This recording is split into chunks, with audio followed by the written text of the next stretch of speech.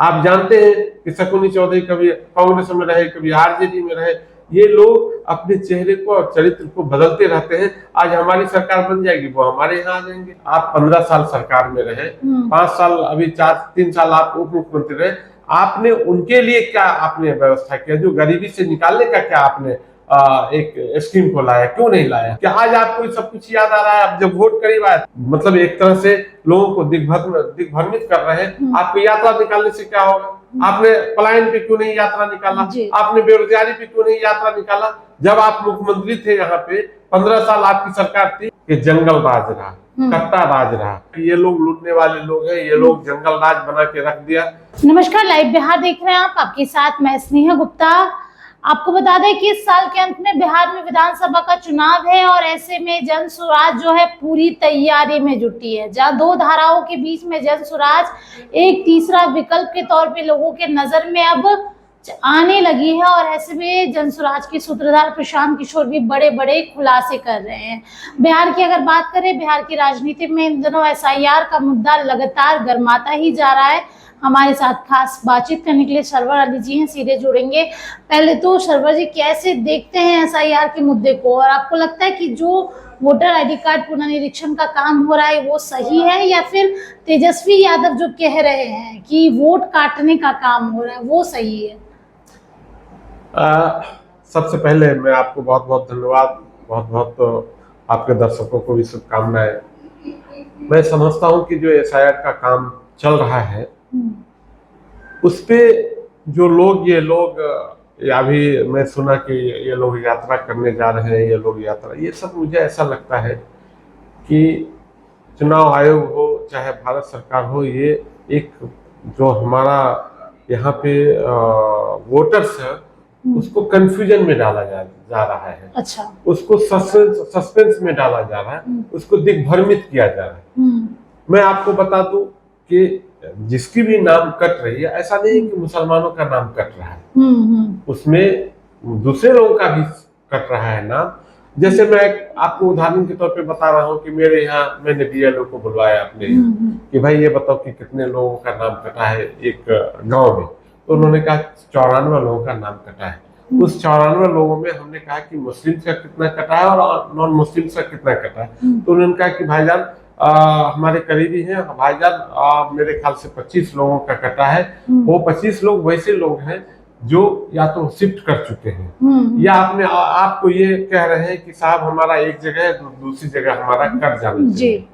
लेकिन मैं ये कहना चाहता हूँ कि एसआईआर के मुद्दे पे जो आज राहुल गांधी या आरजेडी के लोग मुसलमानों को के लिए जो अपना बड़ा लीडर बनना चाहते हैं कि हम मुसलमानों के खैर का है, ये एक तरह से मुसलमान को दिग्भ्रमित कर रहे हैं। मुसलमानों का ही नाम नहीं कटा।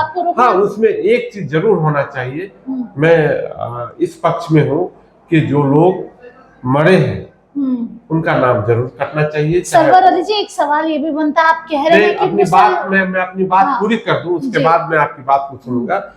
मैं चाहता हूं कि एसआईआर का जो काम चल रहा है उसमें जो लोग डेथ हो चुके हैं, मर चुके हैं, उनका नाम कटना ही चाहिए। लेकिन जो लोग अब 18 साल से ऊपर के लोग हो गए हैं, जो आप वोट देने के अधिकार के लोग हैं, उनका नाम जुड़ना चाहिए। लेकिन इसको एक मुझे ऐसा लगता है कि आरजेडी के लोग और कांग्रेस के लोग इसको मुसलमानों के बीच ये एक कंफ्यूजन डाल रहे हैं कि मुसलमानों का नाम कट रहा है, मुसलमानों का नाम कट रहा है। मैं इससे बिल्कुल इत्तेफाक नहीं रखता हूं और मैं आपको दावे के साथ कह रहा हूं कि जितना मुसलमान का कट रहा है उससे कम नॉन मुस्लिम का नहीं कट रहा है। उसमें अगर इन लोगों को चाहिए कि भाई चुनाव आयोग से ये कहना चाहिए कि ठीक है साहब, अगर नाम जो कट रहा है उसकी लिस्ट जो जारी करने की बात कही जा रही है वहां तक ठीक है। लेकिन मुझे लगता है कि इसको बहुत ज्यादा एकदम कंफ्यूजन में डालना और एक इशू बना देना कि मुसलमानों का नाम कट रहा है, ये बिल्कुल गलत। लेकिन ऐसा तो तेजस्वी यादव ने नहीं कहा कि सिर्फ मुसलमानों का नाम कट रहा है, वो तो कह रहे हैं सबका नाम कट रहा है। ऐसे वोटर्स का भी नाम कट रहा है जो जिनके पास डॉक्यूमेंट्स नहीं है। तो आप लोग सिर्फ मुस्लिम ऑडियंस को क्यों टारगेट कर रहे हैं? मुस्लिम ऑडियंस को नहीं, वो लोग टारगेट कर रहे हैं। लेकिन वो तो ऐसा कह नहीं रहे हैं। लेकिन वो कहे कई बार उन्होंने बोला है, नहीं बिल्कुल नहीं ऐसा बोला है कि मुसलमानों का ज्यादा से ज्यादा काटा जा रहा है क्योंकि वो गरीब लोग हैं, उनका कागज डॉक्यूमेंट्स नहीं दिया जा रहा है। अरे भाई साहब, जब गरीबी, आप 15 साल सरकार में रहे, 5 साल, अभी 3 साल आप उप मुख्यमंत्री रहे, आपने उनके लिए क्या आपने व्यवस्था किया? जो गरीबी से निकालने का क्या आपने एक स्कीम को लाया? क्यों नहीं लाया? दूसरी बात है कि आज आपको सब कुछ याद आ रहा है, अब जब वोट करीब आया तो आपको बहुत याद आने लगा है। मैं ये समझता हूँ कि इससे ज्यादा जरूरी है कि पलायन को कैसे रोका जाए, बेरोजगारी को आप लोग कैसे एसआईआर खत्म का किया जाए। समर्थन करते हैं या नहीं करते हैं? नहीं, समर्थन नहीं करते हैं, लेकिन जो सही बात है वो मैं बात कर चाहता हूँ। जो यात्रा निकल रही है उसको कैसे देखते वही तो मैं कह रहा हूँ कि यात्रा, ये लोग मतलब एक तरह से लोगों को दिग्भ्रमित कर रहे हैं। आपको यात्रा निकालने से क्या होगा? आपने पलायन पे क्यों नहीं यात्रा निकाला? आपने बेरोजगारी पे क्यों नहीं यात्रा निकाला? जब आप मुख्यमंत्री थे यहाँ पे, 15 साल आपकी सरकार थी, तब आपने बेरोजगारी के लिए, जनता ये जानना चाहती है कि बेरोजगारी कैसे, क्यों नहीं आपने खत्म किया? आपने पलायन को क्यों नहीं रोका? आपने शिक्षा व्यवस्था को क्यों नहीं सुदृढ़ और मजबूत किया? आप जब सत्ता में तो आप तो चारा घोटाला कर रहे थे, आप तो चारा घर स्कूल बना रहे थे, तब तो आपको ये नहीं लगा कि भाई एक बेरोजगारी को रोजगार कैसे मिल सके, पढ़ाई का बेहतर व्यवस्था कैसे हो सके, तब तो आपको ये सब नहीं था। अब इलेक्शन आया है तो आपको सब कुछ याद आने लगा। चलिए, एक सवाल ये भी बनता है, आपसे ले लेते हैं कि लगातार प्रशांत किशोर बीजेपी के बड़े बड़े नेताओं की पोल खोलते हुए नजर आ रहे हैं। इन दिनों सम्राट चौधरी का ट्रायल भी निकाल दिया है, उन्होंने ट्रेलर दिखा दिया है कि पिक्चर कैसी होने वाली है। तो कब आप लोग खोल रहे हैं वो पोल? देखिए, एक बात समझिए, 35 सालों में 15 साल लालू प्रसाद यादव की सरकार रही। बिल्कुल।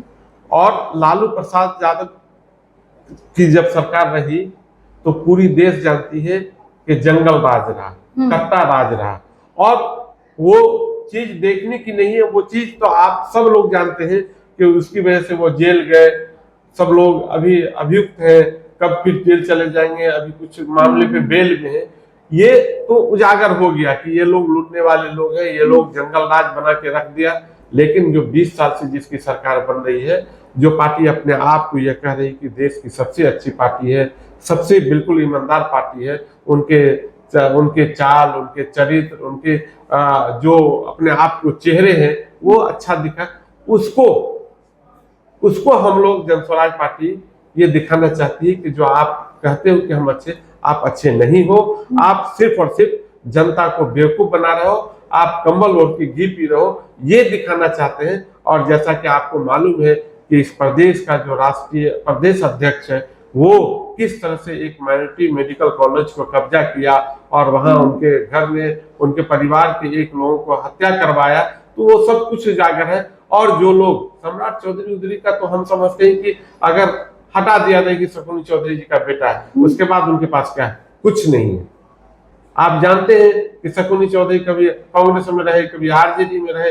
ये लोग अपने चेहरे को और चरित्र को बदलते रहते हैं। आज हमारी सरकार बन जाएगी, वो हमारे यहाँ आ जाएंगे, आपके यहाँ आ जाएंगे। देखिए, बड़ी बात तो कह रहे हैं। मैं आपको बताना चाहता हूँ कि इन लोगों का न कोई चेहरा है, न चाल है, न कोई चरित्र है। इसी को जन स्वराज पार्टी के सूत्रधार आदरणीय प्रशांत किशोर जी ये जनता को, गरीब जनता को बताना चाहते हैं कि आज जो आप लोग की दिशा और दशा है, उसकी वजह है कि 35 सालों में जिस तरह से यहाँ के लोगों ने लूटा है, मैं इसी चीज को खत्म करना चाहता हूँ। जनता के विश्वास के साथ जनता की सरकार बनाना चाहता हूँ। देखिए, जन स्वराज की सरकार बन सकती है, ऐसा आप लोग बिल्कुल बनेगी। मैं आपको बता रहा हूँ, कांटे की टक्कर है, कोई कांटे की टक्कर नहीं है। जितनी 35 साल 40 साल पुरानी पार्टी है, उनके पैरों से जमीन खिसक रहा है। ये लोग घबराए हुए, पूरी जनता मालिक तैयार है बिहार बदलाव के लिए, बिहार की दिशा और दशा को बेहतर करने के लिए। मैं समझता हूँ कि नवंबर में जब बिहार में चुनाव होगा, उस चुनाव का जो रिजल्ट आएगा वो जन स्वराज पार्टी की सरकार बनेगी और जनता की सरकार बनेगी। और जब सरकार जनता की बनेगी तो देश का, प्रदेश का विकास होगा, प्रदेश की हिस्ट्री, इतिहास अच्छी लिखी जाएगी और उसके सूत्रधार आदरणीय प्रशांत किशोर जी होंगे। चलिए, देखिए, इस बार सरकार जो है वो जन स्वराज की बनेगी। देखिए, बड़ी बात कह रहे हैं, लेकिन देखना लाजमी होगा, क्योंकि ऐसे ही कुछ दावे बिहार के उपचुनाव में भी किए थे प्रशांत किशोर ने और कहा था कि चारों में से चारों सीट जन स्वराज के खाते में ही आएगी, लेकिन हुआ नहीं ऐसा। तो आप सबकी नजर बिहार विधानसभा चुनाव पर है कि किस तरीके से जन स्वराज इस बार बिहार विधानसभा चुनाव में अपना असर डालती है। आप बने रहिए हमारे साथ, तब तक के लिए बहुत बहुत शुक्रिया।